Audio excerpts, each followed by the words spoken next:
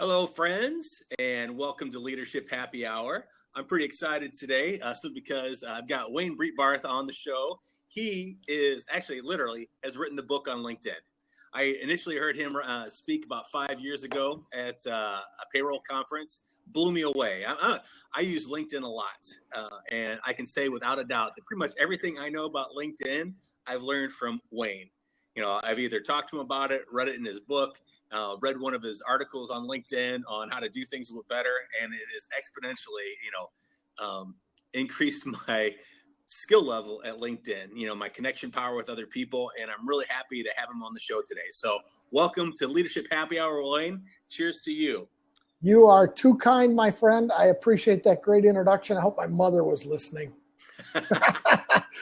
It's great to be with you. It's always fun to be with a fellow NSA member, and I've always enjoyed the time that we've spent together and learned a lot from you about the speaking world. I thank you for that. Well, I appreciate that. Can you tell our viewers, our listeners, a little bit about yourself, where you come from, how you got to be the guru of how should I say, the layman of LinkedIn? I appreciate that. Yeah. So my story on LinkedIn, the very short version is that 8 years ago, as a 50-year-old owner of an office furniture dealership here in Milwaukee, we were in a terrible recession. Our sales dropped in half. And I looked at my partner who was in charge of sales, and I was in charge of accounting and keeping the office running right and all that stuff. And I looked at him and said, "It's your job to increase the sales, man. What are we doing? I'm counting. I got less than half the beans to count around here." And he goes, "Oh, don't worry. It'll be fine." Typical sales guy. And it was at that time that a friend of mine said, "Wayne, you should be on LinkedIn." And I said, "I'm not going to be on all this silly stuff. It seems so stupid. My kids are doing it. I don't want to do any of this stuff. I'm 50 years old. Leave me alone." And I finally broke down with my good friend harassing me to try LinkedIn. And I'm so glad I finally listened to him, because he was right. And what I learned early on was that LinkedIn, yes, it's a social media site of sorts, but what it really is a database, and it is the best database of business folks we've ever had. And when I figured that out, the accountant in me kicked in, and I started trying different ways to use it and reading all the books I could find on it. And the next thing you know, I started teaching. It was 2008, and I started having this expertise about LinkedIn just out of necessity, because I was using it for the furniture business. And I started speaking, and it was a hot topic, and still remains a hot topic. And then my wife had the lovely idea to write this baby. And now it's in the 3rd edition, and I'm glad I finally listened to my wife. And we wrote this book, and it really sort of launched my career. And now I do it full time. I sold the furniture business back to my partner 3 years ago. So for 5 years, I was a part-time LinkedIn guy, part-time furniture guy. And then 3 years ago, I left the furniture business entirely, because speaking is so much fun and so lucrative, right? As you know. It is so much fun. Yes. At times it's lucrative, right? Yeah, at times fun, yes. There's a day here and a day there, right? But it is fun. Yeah, it has its days, yes. Where it's I agree with that. Yeah, I got on LinkedIn in 2007. I hadn't retired from the Navy yet, and at that time, I didn't know what I was doing. I was just, in there, and I started, gathering up, connections on stuff. But it really wasn't been until, I read your stuff a few years ago that I really understood how to harness the power of LinkedIn and how to use it a little more strategically. So, for people that, because this is Leadership Happy Hour, and, I want to take it from a standpoint of somebody that, how would, people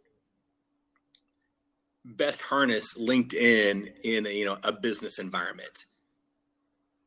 So it really starts with understanding who your audience is. And once you have figured that out, and I say that because not everybody just can, wow, this is my audience. Mm-hmm. A lot of people are really hesitant to give me the answer. And boy, that's bigger problems than LinkedIn, I think. But once you figure out who your audience is, you come up with the buyer personas. That's the new marketing term for who your audience is, right? And you figure out the keywords, the titles, the kinds of companies, the size of companies. Once you figure that out, then you write your profile for that audience. using the keywords they would use to find you, using the stories you would tell that would impress them, getting recommendations that would impress them, and so on and so forth, building yourself a really great profile. At the same time, growing your network with people that are your customers and that will be your future customers, or people that hang around with and influence your customers.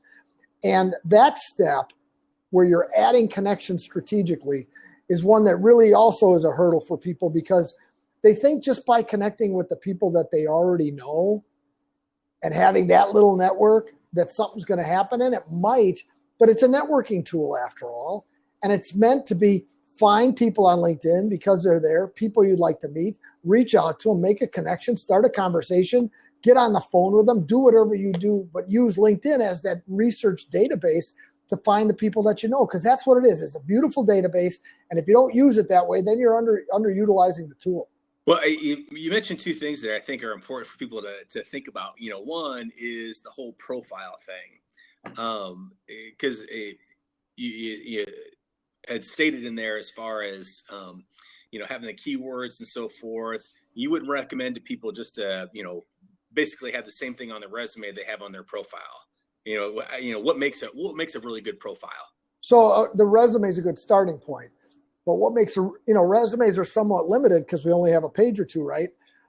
To tell stories about our accomplishments and where we've been and the depth of our knowledge. And, you have trouble fitting that on a resume. So what makes a really good profile, number one, is lots of keywords in the right spots, because like every other search engine, keywords make it go when people don't know who you are, but they want to find a list of people that do certain things. Right. Like when I was working with Scott, we both know Scott, and I was trying to help him end up higher in a search for leadership speaker. All right. Now we all know that leadership speaker is a crowded space. Oh, you're telling me, brother. Yeah, you're in that space, right? LinkedIn speaker is not quite as crowded, but so you and he are playing in this space that's fairly crowded. But we worked on his profile, added the words leadership speaker in certain spots, like his headline, his job titles, and his skill section. And all of a sudden, he moved up. And you can just see him move up in the search ranking from page 8 to page 6 to where he got to page 1, even in the first top 5 people. Now, that little exercise that we went through is ever changing, because now somebody else figured it out and somebody else figured it out. So it isn't like you do it once and you're done, but you're always thinking about how you get your keywords on your profile in multiple spots, especially the best spots. Mm-hmm. But then the key is, once people get on your profile, are they impressed? Do you have a video with your speaking? Do you have testimonials? Do you have several sections, maybe one section for your speaking business and one section for your consulting business and one section for your authorship? You can use all these sections. You don't have to have one that says Wayne Breitbarth Consulting, Wayne Breitbarth LLC, and I speak and I speak and I train and I consult and I wrote a book. No. Those are 3 different businesses that you have, and it allows you to have recommendations and keywords under each of those sections. And you couldn't have all that on a resume, because in one page you'd run out of space. So on the stories part, how long, when you're looking at a profile, I'm a brevity guy. So when I write emails, they're really brief, and when I read things, I like to read things really brief. Would you recommend, a long form? Is something too long for LinkedIn, or is it just like it's a crapshoot on the whole thing? Well, the brevity don't worry about brevity on your profile. And here's why. Nobody reads it all. We stop, we start. Yeah. And we're going to stop when we see something that grabs us that applies to us.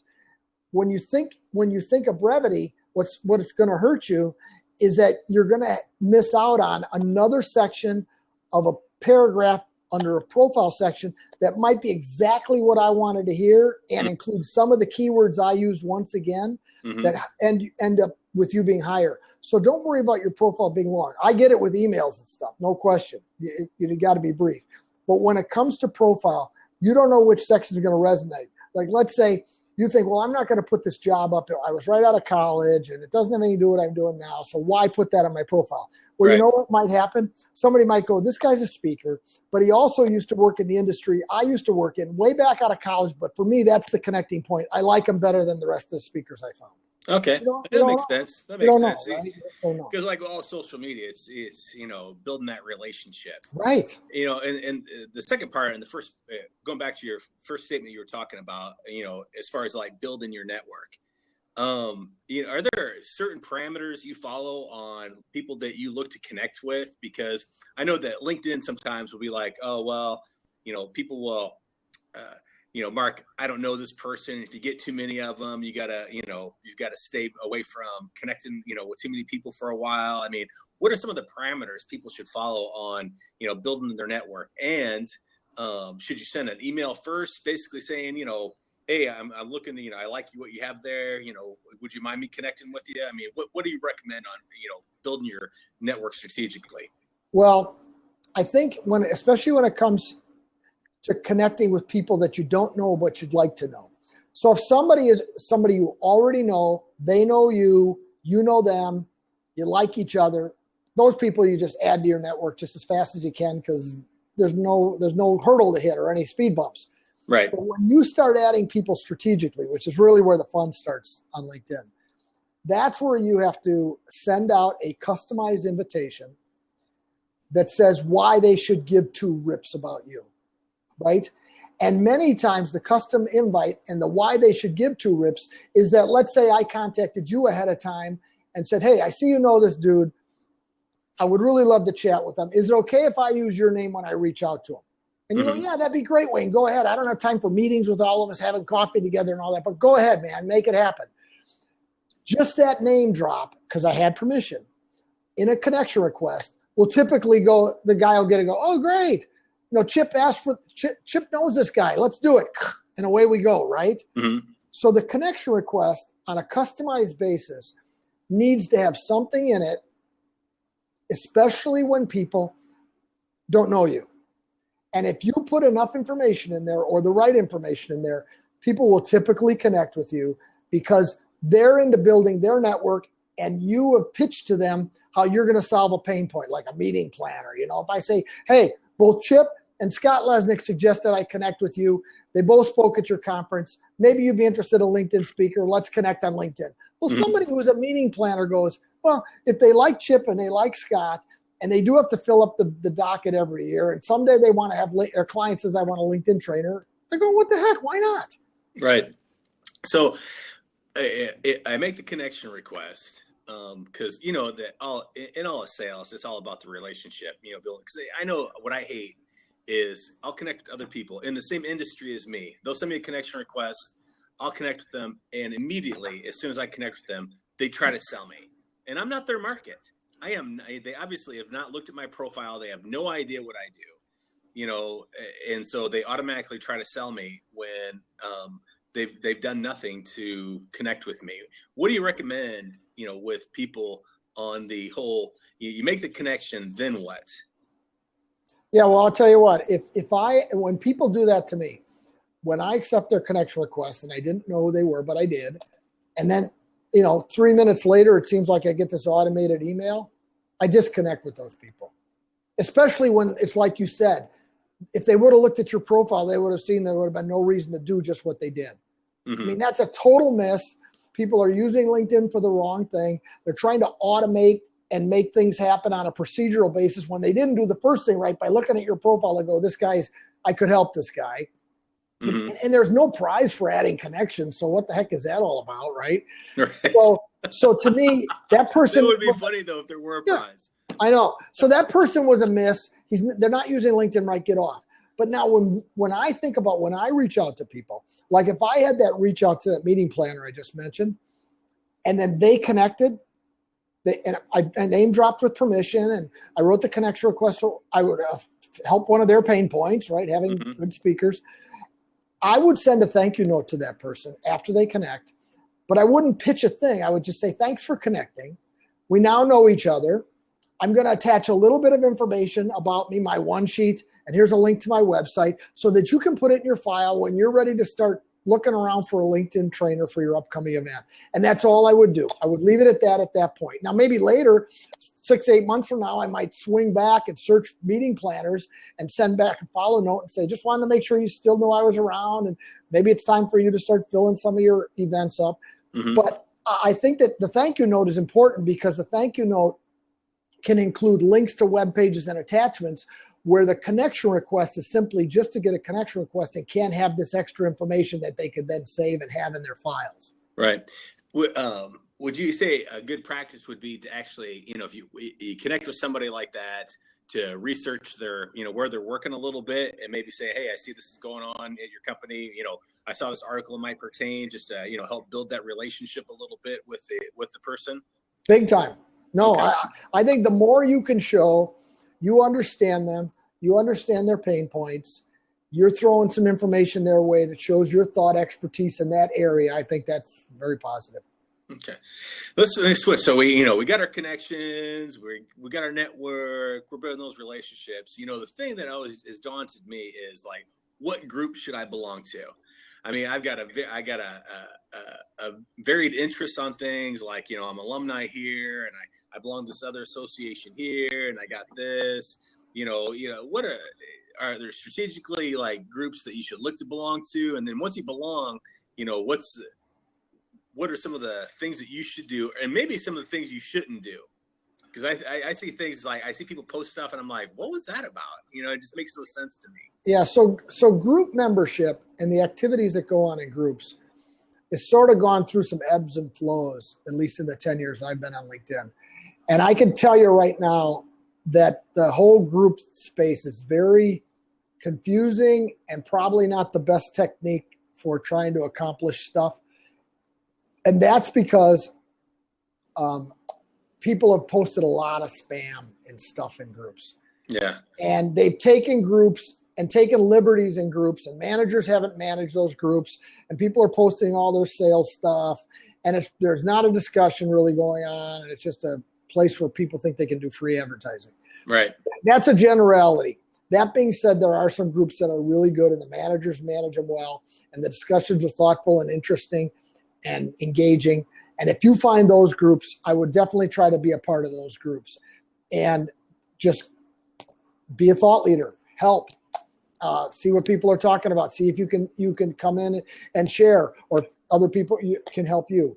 So the kinds of groups you should be in should be groups in your area of the world, your industry, your target audience, of course, alumni, other interests, those kinds of things. And there's over 2.5 million groups, and you can now be in 2.5 million, and you can be in 100 groups now. They upped that last fall from 50 to 100. Oh, I did not know that. Yeah, so you can be in a lot more groups.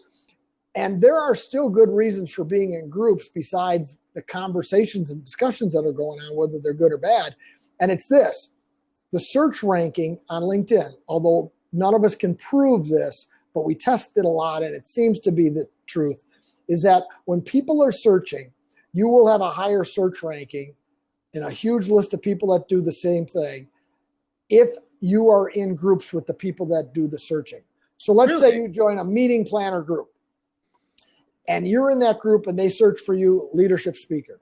You'll get a little more search juice because you happen to be in the group with that searcher. So the strategy is join a lot of groups. That's one of the hidden benefits. Another hidden benefit is you can send 15 messages a month in total to group members without being connected to those people. Otherwise, that's called an in-mail, and that costs you money. Right. So group membership allows you to use your 15 free messages a month to people you're not connected to. And if you're in more groups, then there's a chance that you'll find better people within having been in more of those groups. So there's some hidden benefits to being in groups. That's why the people that know what they're doing join a lot of groups, 99 or 100. And then they turn off the notifications on about 96 of them.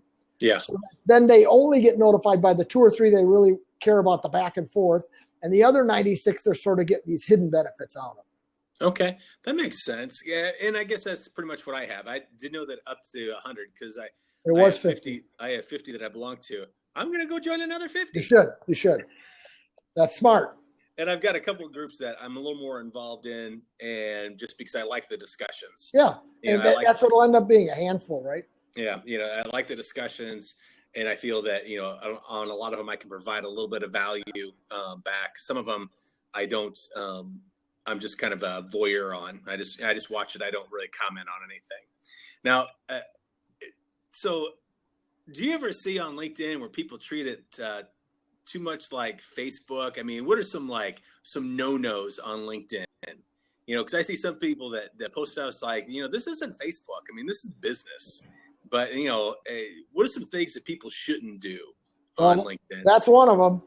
Realizing that when it comes to status updates, which is a great marketing tool on LinkedIn because it's something that goes to your target audience for free, right? So it's a great marketing tool, but it isn't a place for us to put where we're eating unless we own the restaurant, what our pets are doing unless we own the pet store, or where we're traveling unless we're the travel agent. Right? It's a spot to keep things on your brand. And even like these silly eye puzzles and, it's not a place for that. Now, that being said, are people doing it? Yeah, but we should hide those people's updates or disconnect from those people because they're just not treating that site for what LinkedIn, for what it's meant to be, a business to business networking site, and not meant to be, it's not Facebook, it's not Twitter. So that's one thing. Status updates, keep them professional, keep them on brand, remembering that whenever people are reading your stuff, they're going to look at the face and go, that's what kind of stuff Wayne posted. Like I saw one today. It was so political and it was so offensive. And I know lots are going on in politics these days, but I feel right away, posting anything political these days, half the audience is going to hate you. So you're already down to half. Right. And if it becomes so offensive and so edgy, even the half that like you, they go, Wayne, please, come on, man. This is not the place for that. And you could lose a whole bunch of people, whether either lose them as connections or just lose them in general, that you lose your relevancy. So status updates are really the biggest part where I think people making mistakes. Yeah, those are things that I stay away from on all social media channels. I don't talk politics. I don't talk religion. And I don't take sides on things. Yeah, I think that's smart. I try to keep it, if it's LinkedIn, I keep it on brand. If it's, Facebook, I keep it positive. It just that there's enough of that crap. I don't need, any of that, going on, especially on LinkedIn. Like you said, you're going to automatically, take away half of your audience, because they're not going to agree with you. The other half might love you, but they're just like, well, that's really not on brand. They're not going to want to work with you. Yeah. What about, as a leader in a workplace, can you think because I think it's important for leaders to be in the know. And I think that LinkedIn is a great place for people to get involved in discussions, but also get information. You think there's, would you say the same parameters exist for, people that are already employed that, they should follow those same rules on what to post on LinkedIn and what not to? I mean, what you have to remember, no matter what site, is this stuff's going to be out there and it could be out there for a long time. And right now you may feel happily employed and feeling very secure in what you're doing. Oh, I can do whatever I want because my boss loves me, or I'm married to the owner, or whatever, right? Life changes and people can go back and this stuff pops up and it's part of your digital footprint. And oh my gosh, I'm telling you, if you got a poor digital footprint, you're going to have trouble going forward. And as we more and more get more digital and have more information floating around that we can't pull back and change, some people are going to have trouble with career moves and changes and even starting businesses, right? Yeah.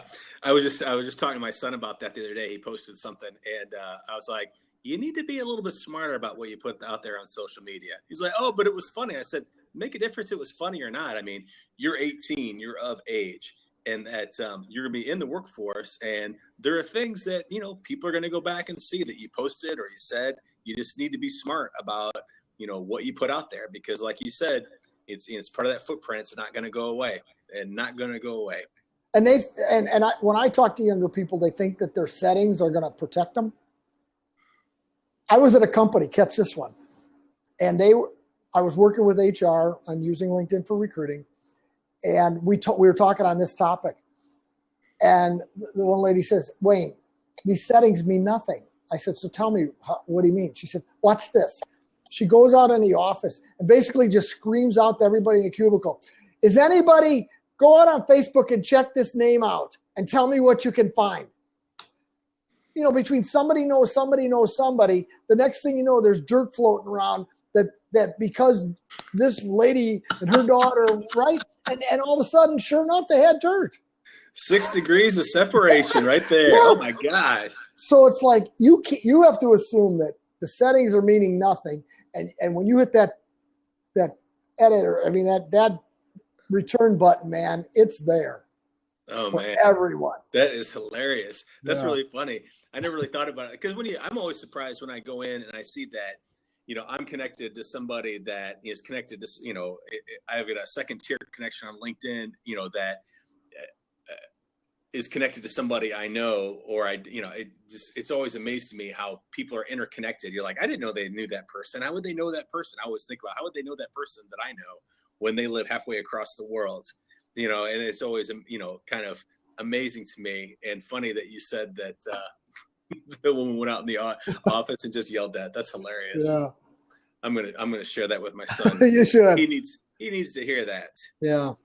So what are some other so we're running up on the time that I have allotted for this. So what are some other tips you recommend to people that, hey, these are must-dos for LinkedIn? Yeah, here's a really good one. Who's viewed your profile is the top-rated feature on LinkedIn. And the reason I know that is not just because Wayne likes it. It's because I do a survey every year. And then I put together an infographic, a LinkedIn user infographic. And if you go to my website, powerformula.net, you'll see the latest infographic. In the next week, I'll be putting up this year's annual survey. But I asked the question, what's your favorite feature? And for the last 4 years, and I've been doing the survey for 8 years, this user survey, for the last 4 years, it's who's viewed your profile, which means that people are using this tool way beyond a curiosity factor. And here's the technique. The technique is go find people you would like to meet. Go look at their profile. Keep an eye on who's viewed your profile to see who views you back. Mm-hmm. A high percentage of people that know what they're doing on LinkedIn will view back, but only the ones that will really view back will be the ones that already had some interest because of your title on your profile. I mean, your headline on a profile. Right. So when you see a view back, that's your time to then send a connection request and simply say, hey, I noticed you viewed my profile. I looked at yours. If you have any questions or like to sit down and chat about how we might be able to help each other, let me know. In the meantime, I'd be honored to have you join my LinkedIn network. I'm going to tell you, that's a money maker. Dating at a bar. It's like dating at a bar. I saw you looking over my way. That's right. Now, the thing is, if they didn't want to be seen, they could have turned it off, right? Right. You can be anonymous. Yeah. So that is a fantastic tip on LinkedIn, is to use who's viewed your profile as a potential to look back, and on the look back, take an action step. I like that. That's good. It works like a champ. But you give it a few days because not everybody does LinkedIn every day, you know. Not as crazy as me and probably even you. It sounds like you're a pretty heavy user too. I'm in there every day. Yeah. Another tip that I would give people is this. Make sure that you're looking at the profiles of your competitors. Okay. And you may want to change your setting to anonymous during the time frame that you're going to do that, but only for that time frame. I learned so much from my competitors' profiles, but they don't know I'm looking at it. I look at the keywords they're putting, where they're putting them. I look at the kinds of things they're sharing. I look at the events they're talking about. I typically can't look at their connections because I try to stay away from connecting with competitors directly, at least a lot of them. I have a few that are good friends that go beyond a competition thing. But by looking at other people's profiles who are in your space, you can gain intelligence. But you know what else it tells you? You can look at their profile and compare it to yours and go, you know what? Their profile's better than mine. Mm-hmm. Or I'm probably getting my butt kicked. A little self-validation. It's like, my profile's pretty good. That's right. Because remember, that's what's happening every day anyway with people that want to hire us. So you might as well go through that step 2 to go, am I standing tall? Right. That's good advice. That is really good advice. Thanks. Man, I've learned a lot in our time. I thought that I was pretty savvy on LinkedIn, but I mean, you've really given me some stuff I'm gonna go switch and redo. Now, like I said, this is Leadership Happy Hour, and if we were really at a bar, I would probably, challenge you to do something stupid because that's just drinking. But since not, what I always do at the end of the show is ask people a few questions for my Overstuff Would You Rather book. All right. So Wayne, I'm going to ask you 3 questions. Okay. You can pick either one. There are no right or wrong answers, but I'm going to give you 2 choices. Would you rather, Wayne, be able to fast forward life or rewind it? Rewind it. I know. Me too, because we're getting older. It's like, yeah, I know. I'd love to go back to being 20. We're getting older, and the things that we're doing, like even what we're doing today, boy, if I'd have had this 20 years ago. I know. This technology is so cool, and I'm envious of our kids, right? Yeah. Well, and I wonder where it's going to be in 20 more. And it's amazing. But yeah, that's the reason. I mean, not I wouldn't rewind it because I feel I didn't have a lot of fun and do a lot of nice things and make a lot of friends along the way. But just because I just think life is great and I want more time. All right. Second question. Would you rather, Wayne, be able to increase the intensity frequency of nearby throbbing objects or be able to flatulate the tune of When the Saints Go Marching In? Oh my gosh. I guess the second one. I don't know. I mean, the first that would be a great party trick, wouldn't it? It would be that would be great. Where does this book come from, man? Barnes and Noble. Yeah. I'll give him a shout out here. Would you rather, last question, have elastic lips or adjustable palm lines? I'll take the palm lines. Yeah, why not? That one is like, what do I do with the elastic lips? I don't know. Unless I could eat a whole watermelon on one side, but then I'd have to have a whole elastic jaw and everything. Yeah, no kidding. Yeah, that's fun. So after today, if people want to find you, where do they find you, Wayne? The best way is my website, which is powerformula.net. You can go to Amazon, pick up my best-selling LinkedIn book, Power Formula for LinkedIn Success. I'd appreciate it if you did that. Now in the 3rd edition, sold over 100,000 copies. I have the 3rd edition. Good for you, man. And I'm going to give a shout out. It is an awesome book. Fist pump to you, my friend. Thank you. Bam, absolutely.